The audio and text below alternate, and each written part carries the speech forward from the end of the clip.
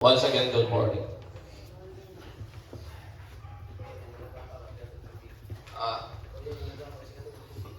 Di man kaingon. Wondrous promises in choosing to fear the Lord. Kana bang lindot nga mga saad nga makahatag na to kalipay, makahatag na to excitement, makahatag na to enthusiasm. Mga nindot nga mga saad diha sa pagpili nga kahadlukan gyud ang Ginoo.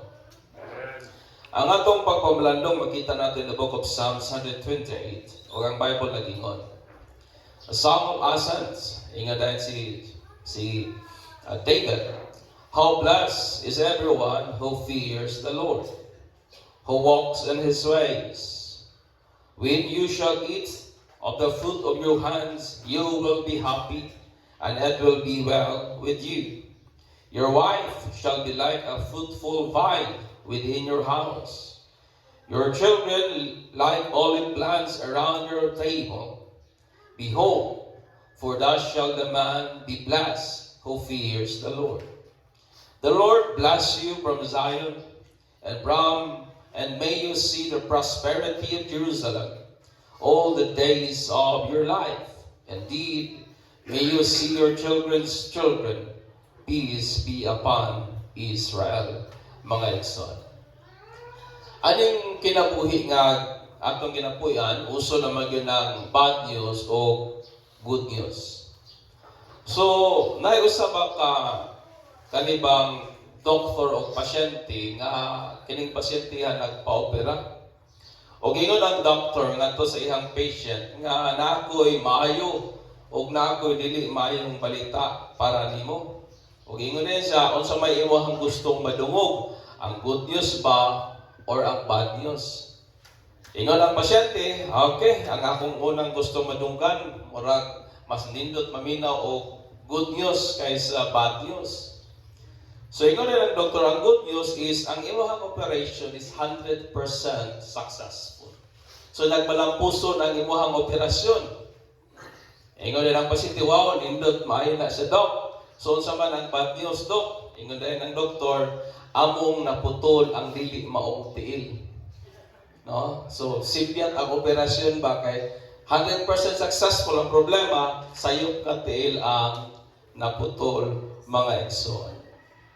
Sa atong panahon karon, halos kita nga mga tao may access na kita sa internet o pinagi ba sa social media nga platform.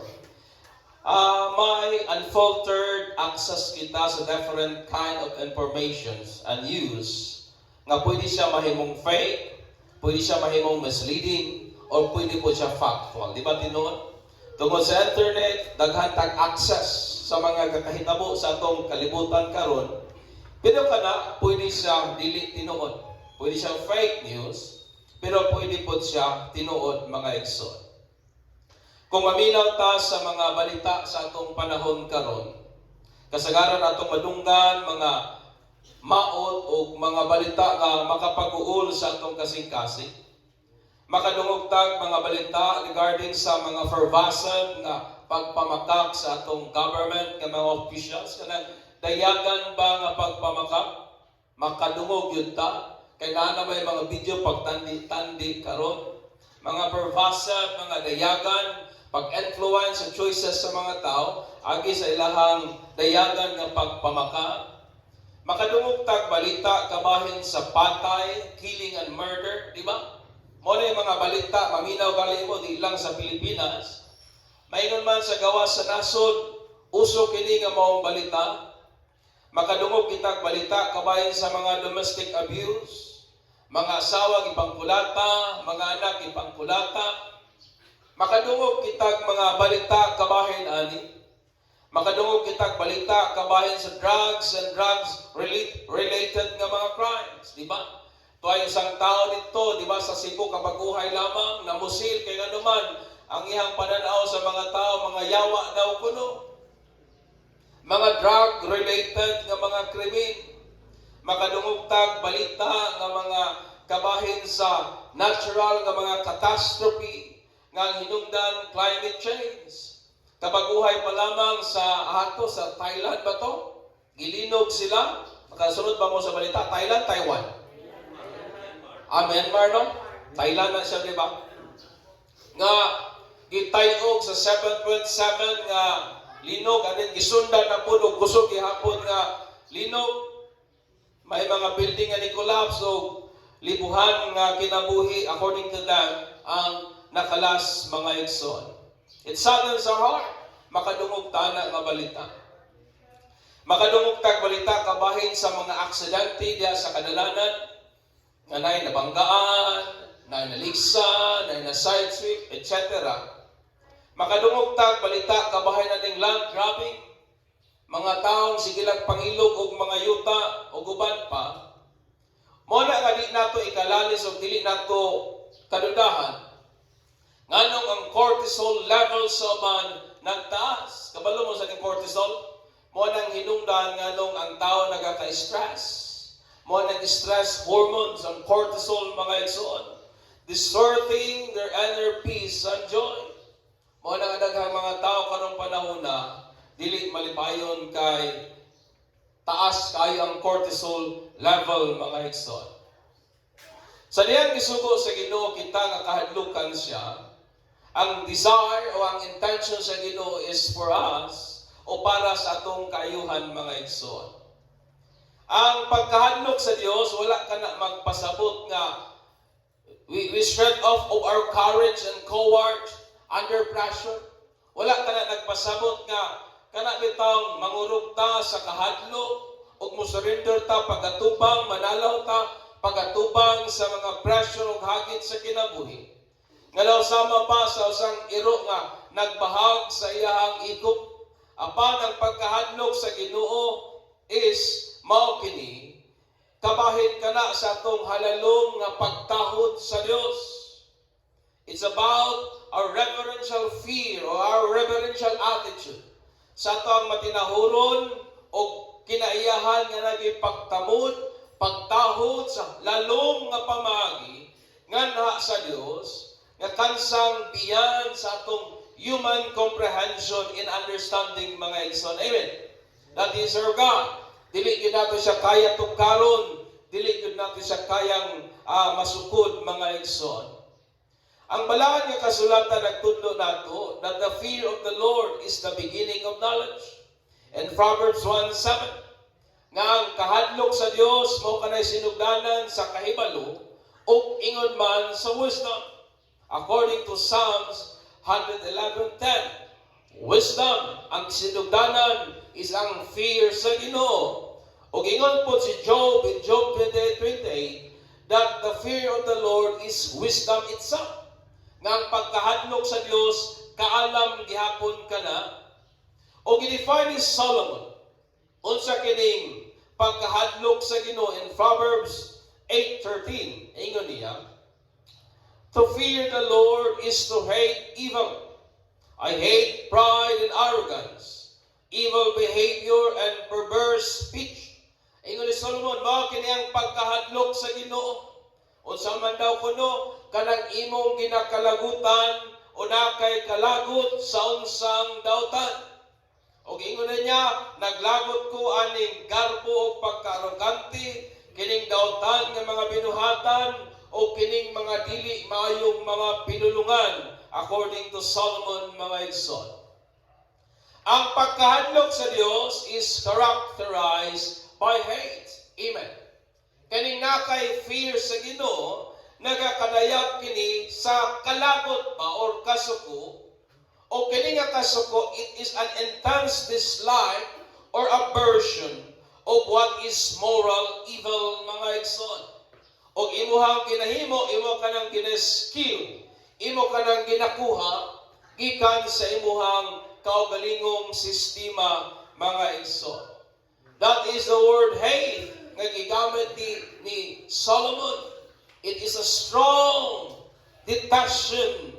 It is a strong aversion of what is moral evil mga igsoon. Amen.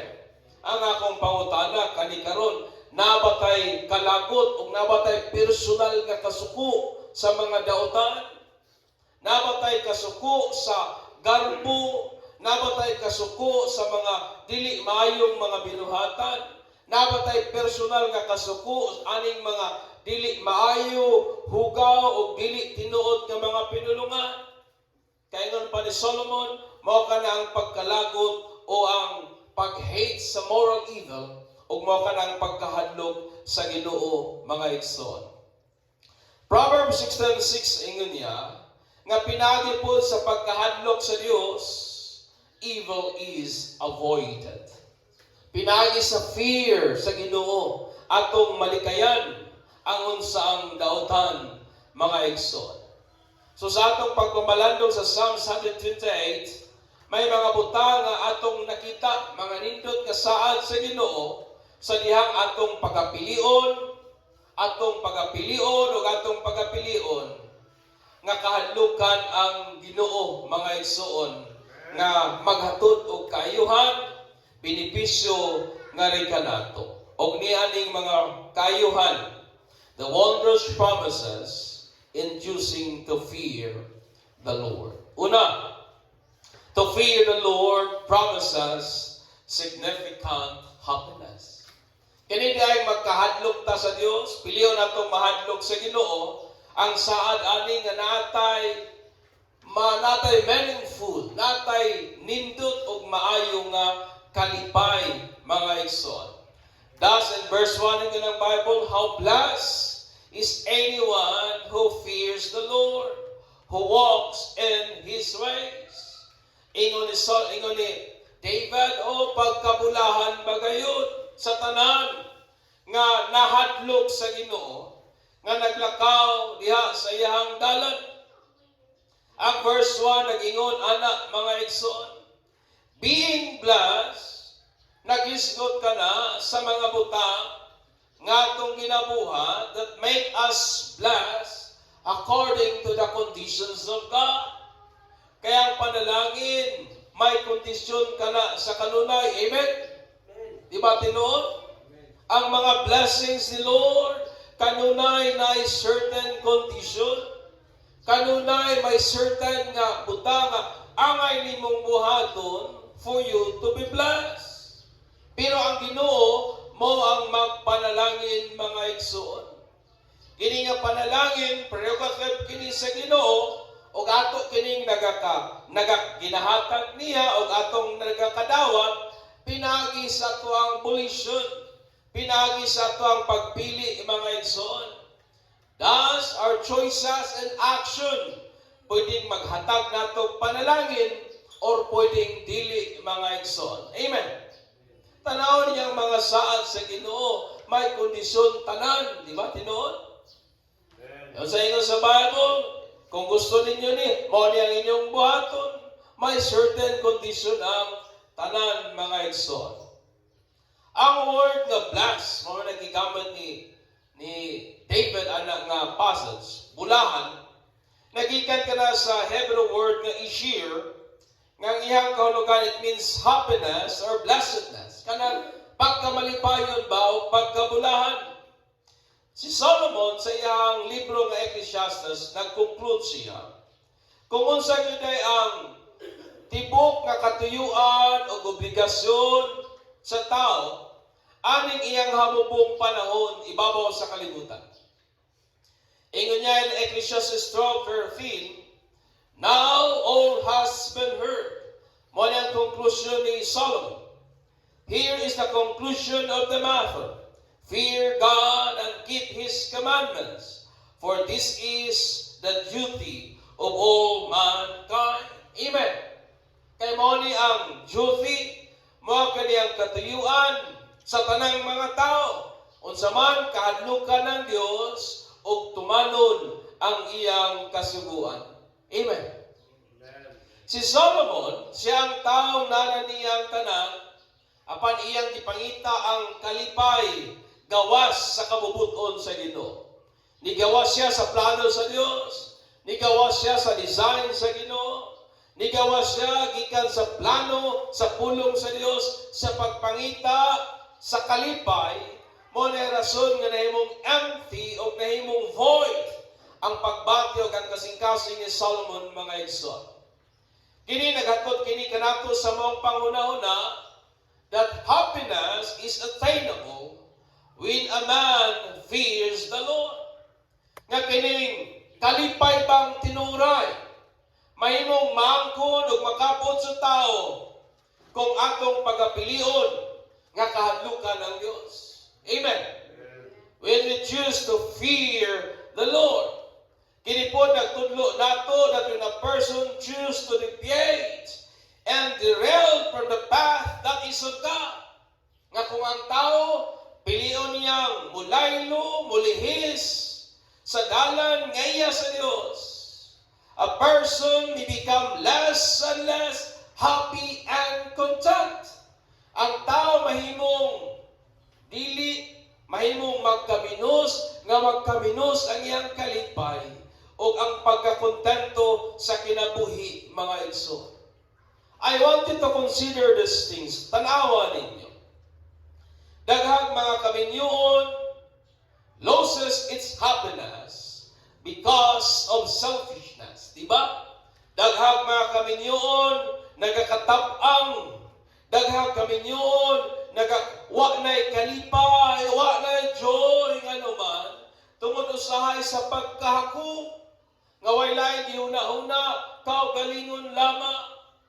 Daghang marriage, nga nagakahimong nagakatabang, sa rason, nga ang uban, close-minded, kanang siradong huna-huna pa, nga dili magpa-istorya, nga iyang tanaw, siya lamang sa kanunay ang sakto, siya lamang sa kanunay ang angayan nga pagapaminaw. May mga marriage nga nag-struggle because of foolishness. Kaning pagkahungog, which is the unwillingness to change. Amen. Di ba kasagaran ginawayan sa magtiayon, kining mga batasan, and then usay sa tantong away, end up dayon, maorang gihapon ka, wak yun ka mag-usap. Being fully, it means being unwilling to change. Kanang di ka gusto magbago para sa kaayuhan ba. Daghang kaminyon, it loses its happiness tungod kay may mga uban na being squeamish. Kanang sobra kaluran, sobra kasensitibo, walang natimplaha ang kape, gisapot na tibok adlaw. Diba? Walang mag-greet og I love you. Gisapot na tibok adlaw mga taong, mga squeamish, mga taong sensitibo, gluuran kaysa nga tanan. Gadbo, which is the unwillingness to accept one's wrong. Kanimitang di ta mudawat sa atong kaugalingong sayop, nga bisag klaro na kayong sayop mga igsoon uban pa. Understand me, daghan usabong mga individuals, daghan usabong mga individual nga tao loses its happiness because of hoarding dismay against someone else. May mga individual nga nagakawat ang nagpugkalipay sa kinabuhi tungod kay nagatipig o nagatiguman o mga pagmahay batok sa man nga tao.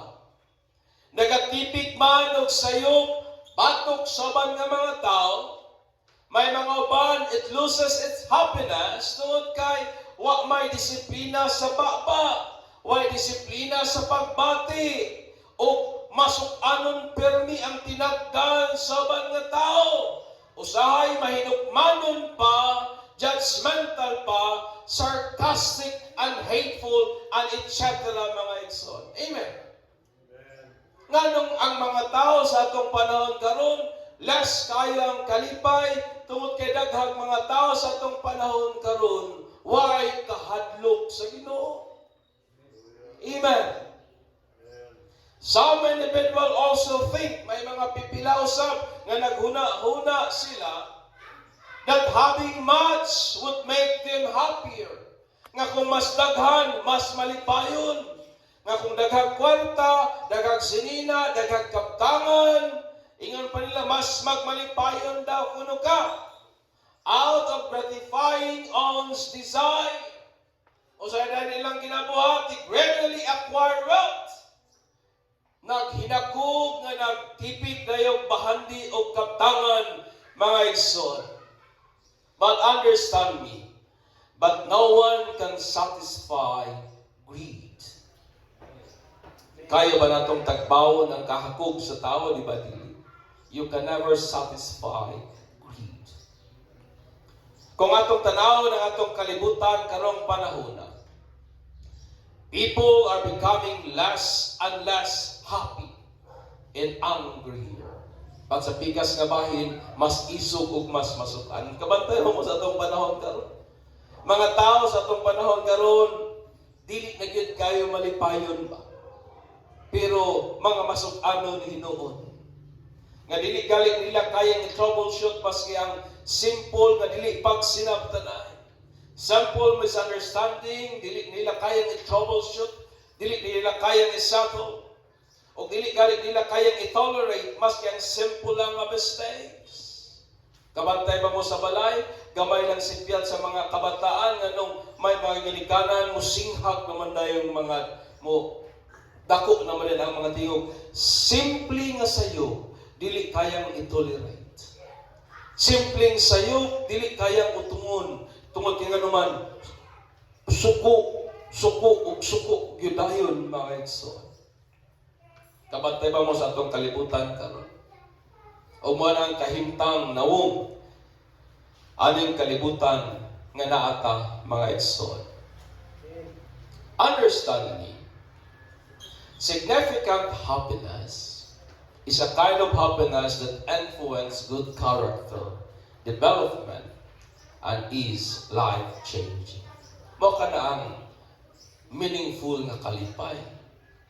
Kalipay nga nagahatag o positibong development sa atong mga kinaiyahan o nagabag-o sa dagan sa atong kinabuhi. This kind of happiness not only make us happy, but also it makes us a better people and only viable through the fears of the Lord. Kini nga klase nga kalipay igsuon, posible lamang kini, ug mahimong maangkon lamang ug masinatian nato kini, agi diha sa paghadlok sa Ginoo. Amen. I want you to realize this. Since nga ang pagkahadlok sa Ginoo is to strongly detest what is evil. Manang fear sa Ginoo. Kanang imog yung ginalikayan na kay personal nga kalagot sa dautan ba? O tungod anang kalaguta, imong likayan o di nimo himuon. When we choose to bridle our tongue, understand me, tungod kay natay kahadlok sa Ginoo o atong gipili nga atong rindahan ang atong mga bakba, atong pilion nga ikontrolar ang atong hunahuna, ang atong mga pagbati o ang atong mga buhat. We can avoid hurting others in ourselves. Kabantay ba mo? Kung atong rindahan ang atong mga pulong, malikayan nato nga masakitan ng uban, ingon man ang atong kaugalingon. Kung atong kontrolon ang atong mga pagbati, malikayan nato nga masakitan ng uban, ingon man pud ang atong kaugalingon. When we know our boundaries and don't impose to others our personal opinions, troubles can be averted. Kung dili bitaw nato ipugos sa uban unsay gusto nato, dili nato ipugos sa uban ang atong personal nga opinion naman na nimo nganong imong ipugos sa uban. Kung dili nato ipugos sa uban ang atong personal nga opinion, may mga kakulian nga malikayan mga igsoon. When we keep our minds in humility, we will not get emotionally agitated when someone corrected us of our mistakes. Di ba tinuod? Kung nagpabiling tang mapainubsanon diha sa atong una-una, dili ta malain, uy, kung may tao mo badlong nato kay natay sayo. Amen. Napabata diha. We will not get agitated, dili ta madisturbo, dili ta malain, dili ta mangluod, kung naamay mo badlong nato tungod sa mistakes nga atong nahimo. Sa diyang piliyo nato ang mopasaylo, we will set free ourselves from self-inflicted pain. Kung piliyo nato ang magpasaylo, atong ipalingkawas ang atong kaugalingon, gikan sa sakit nga kita ra gihapon ang nagpahamtang niining atong kaugalingon mga igsoon. Amen.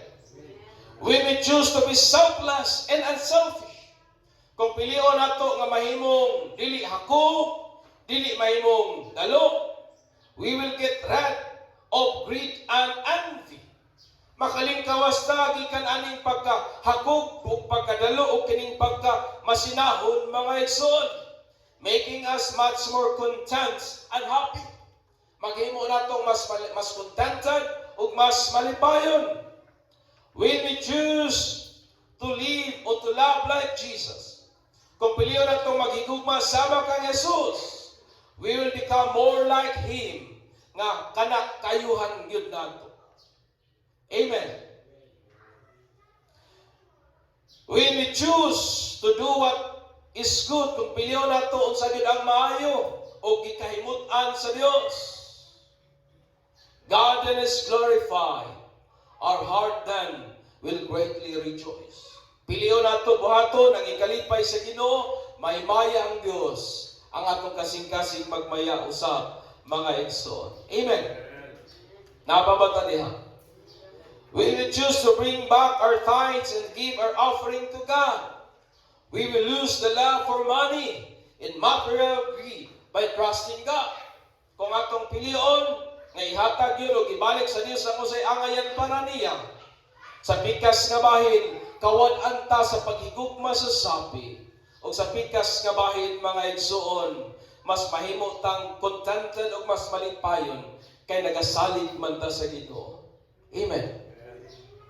When we choose to seek first God before everything, when we choose to trust God in everything, our heart will experience stillness even amidst the life's storms, providing us inner peace and undisturbed joy.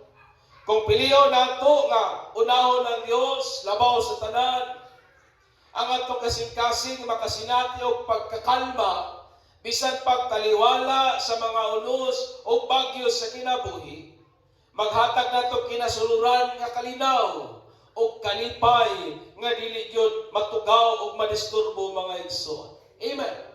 Mao na nga ang pagkahadlok sa Dios. It makes a person truly happy. Amen. Nganong daghang taong dili malipayon, kay wa man nagkalagot sa dautan, tanawa ang mga butang nga dautan. It is the things that saddens our heart. It is the things that rob us of our joy.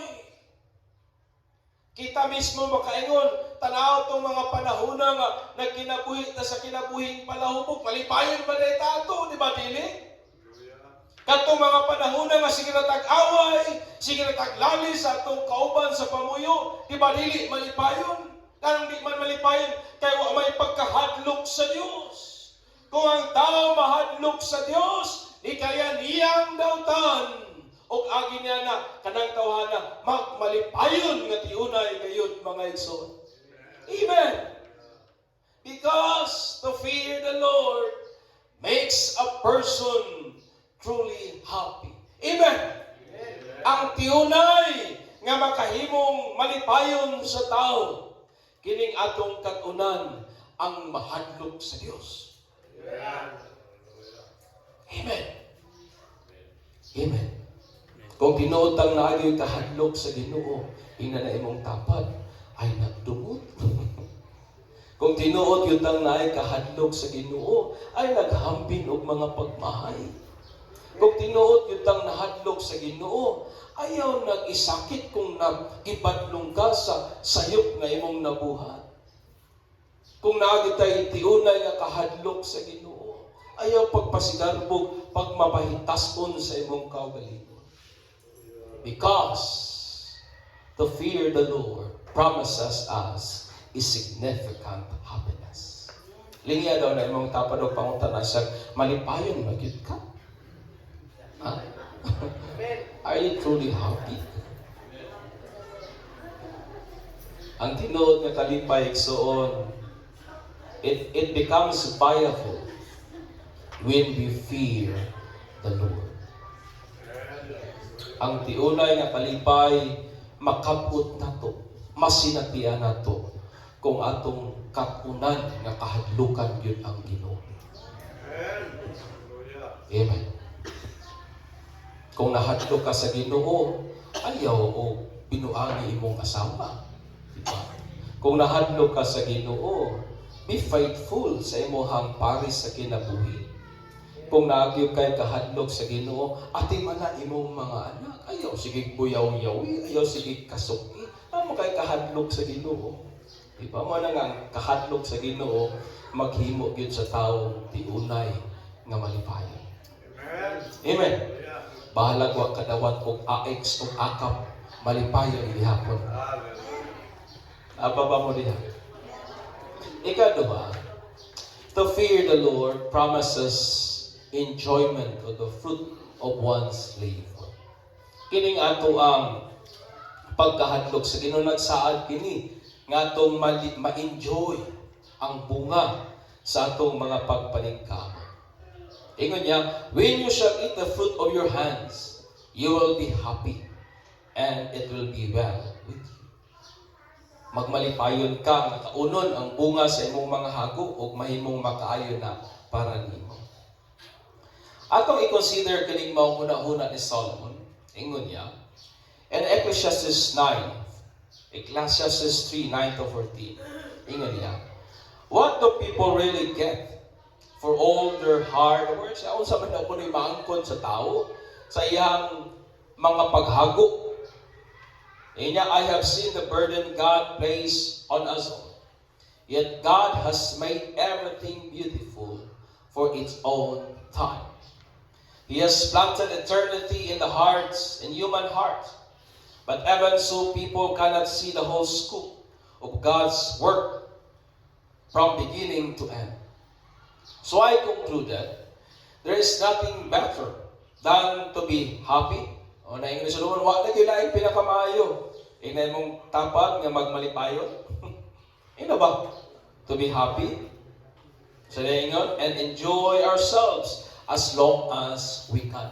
Nga itong pahimuslan ang kamitas kaya pa nato. And people should eat and drink and enjoy the fruit of their labor. For these are gifts from God. Nga kita daw kuno atong ikalipay, atong i-enjoy ang bunga sa atong mga hinaguan. Kaya kinigas na gikan sa Ginoo. And I know that whatever God does is final. Nothing can be added to it or taken from it. God's purpose is that people should fear Him. Unsa daw ko niya itong maangkon o ginansya sa mga hago nato ibabaw aning kalibutan. Ani nga itong hamubok nga panahon. Ingon pa ni Solomon nga magmalipayon ka. Amen? Kaon, drink, o mangita ka katagbawan sa bunga sa imong mga hago. Ilalom sa adlaw, apan atong pagahimuon diha sa pagkahadlok sa Ginoo. In Ecclesiastes 6:1-3, ingon siya, I have seen another evil under the sun, and it weighs heavily on mankind. God gives some people wealth, possession, and honor, so that they lack nothing their heart desire. Yung sa inyo sa Bible, kanada ko na yung mga tao, ihatagan sa Diyos sa tanang bahandig kaptangan.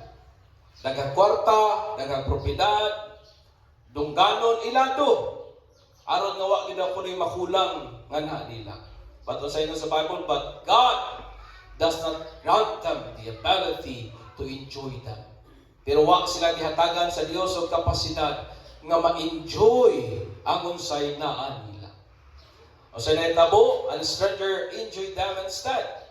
This meaningless and grievous evil. Di ba daghang mga taong kwartahan, wag malipay ang nagpahimulos uban? O, nangingan ni Solomon. And man may have 100 children and live many years, yet no matter how long he lives, if he cannot enjoy his prosperity and does not receive proper burial, I say that the stillborn child is better off than he. Tungod kang tinuod, ang Dios mo gyud nagahatag nato katakos aron matikalipay ang bunga sa atong mga hago. Amen. It is God who gives us the ability to enjoy the fruit of our labor. Ecclesiastes 5:18-20, yun ang Bible. And this is what I have observed to be good. Maingon pa ni Solomon ako, nakita nga maayo. But that it is appropriate for a person to eat, to drink, and find satisfaction in their toilsome labor under the sun during the few days of life God has given them. For this is their life. Ingon pa ni Solomon, muni ako nakita nga mayong buhaton. O haum o angayan kini para sa tanan. O sa ingon ni Solomon, kaon, inom, o pangitag katagbawan sa imong mga hago, ibabaw, o ilalom sa adlaw, nining atong hambong panahon, aning kalibutana. Kaya ingon pa niya, mo ni ato ang bahin. Moreover, when God gives someone wealth and possession, and the ability to enjoy them, to accept their lot and be happy in their toil, this is a gift of God. They seldom reflect on the days of their life, because God keeps them occupied with gladness of heart.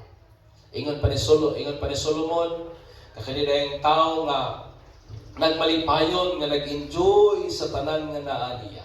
Kay gihatagan sa katakos sa Ginoo. Ingon pa ni Solomon, dili niya mabantayan ang mga stresses sa kinabuhi. Napapamo diha mga igsoon. Seldom they reflect on the days of their life. Tungod kay nga naman, ang ilang kasing-kasing na puno sa kalipay. Kaya Ginoo man mo naghatag nila katakos nga malipay, ma-enjoy nila ang bunga sa ilahang mga pagpaningkamot. Amen. Daghang kong mga tao madunggan karon sa kadang ingon, grabe akong hago. Pero murag wa mo ko nagmalipayon. Diba? Grabe akong amahan pa sa una maingon, kanang term nila nga halos itaro na lagi daw po na ang nawong. Pero ang iyang term, maski break, wa gud ko kapalit. Magpalit day ka. Break naman day. Tungod kay may mga tao nga, ingon pa ang Bible, it is God who gives them the wealth, it is God who gives them the position and honor, yet wala i-grant the Lord nga ma-enjoy na nila. Tungod kay ang Ginoo mo nagahatag nato kapasidad nga maikalipay ang mga bunga sa atong mga pagpaningkamot. Ingon po ang Bible na Ecclesiastes 5:10. Whoever loves money has never enough. Siya nga nahigugma sa sapi, di yun matagbaw. Whoever loves wealth is never satisfied with their income. Siya nga nahigugma sa iyang negosyo, siya nga nahigugma sa iyang sapi. Ingon pa ni Solomon, di yun ka makontento, di yun ka matagbaw. This too is meaningless. Kani pong butanga, kakawangan lang. Understand me, brethren. Having much is not the way to a happier life. Inanay mong tapat. Nga pagbaton og daghan, dili na mo'y kasiguraduhan sa mas malipayon, mas kontento, o mas bulahan nga kinabuhi. Usay, di mo na ito ginasukod ang pagkabulahan. Usay, may ibog siguro ta sa mga tao, nagsakay og Hilux, takabaldag ko manig utang. Diba? Daghan tang mga tao makita, nagpuyo og gapong balay, pero wag man po na saktong tinulkan. Tungod kay having much is not the way to a happier, more contented, and more blessed life. Dili yun na mo ang dalan nga to sa malipayon nga kinabuhi. Having a lot of money can make us buy anything our hearts desire. Kung nagkakakwarta, makapalit yun ka sa tanan nimong gusto. To the content of your heart. Makapalit ka bagong cellphone, bagong sakyanan, bagong balay, bagong yuta, etc. Even if we drown ourselves with amusement and fun, still, without God's given ability to enjoy them, it leaves only a vacuum of dissatisfaction in our hearts. Bisan pag imong lumsan ng imong kaugalingon sa mga kalipay, kalingawan, aning kinabuhian. Bisan pag lumsan nimo imong kaugalingon sa mga butanga, ihuna-huna nimong magmalipayon ka. Pero kung wala ang Dios nga nagahatag nato abilidad nga ma-enjoy ang atong mga hinaguan, kining butanga magbilin lamang og dakong haw-am sa atong kasing-kasing nga wa gyud matagbaw mga igsoon. Amen. Ingon pa ni Solomon in Proverbs 15:16, better to have little with fear for the Lord than to have great treasures and inner turmoil. Mas maayo pa ng jutay lang nga naang pagkahadlok sa Ginoo kaysa daghan pero wa kay kahadlok sa Dios ug unsay nagakahitabo ang imong sulod kasumbagay permi. Naka inner na turmoil, naka kinasuluran nga kahasol pa. Permi dili malinaw ang sulod mga igsoon. To experience God's gift of enjoying the fruit of our labor with our fleeting time, we must choose to fear the Lord deliberately, mga igsoon. Amen. Kung gusto natong magmalipayon, maangkon, mapahimuslan, ma-enjoy ang bunga sa atong mga hinaguan, ingnan na imong dapat kakuni nga kahadlukan ang Dios. Amen. Choose to fear the Lord. Sa dihang atong pilion, mga igsoon, nga kahadlukan yun ang Ginoo, when we deliberately choose to fear the Lord, we will become significantly happy and truly enjoy the fruit of our labor to the content of our hearts.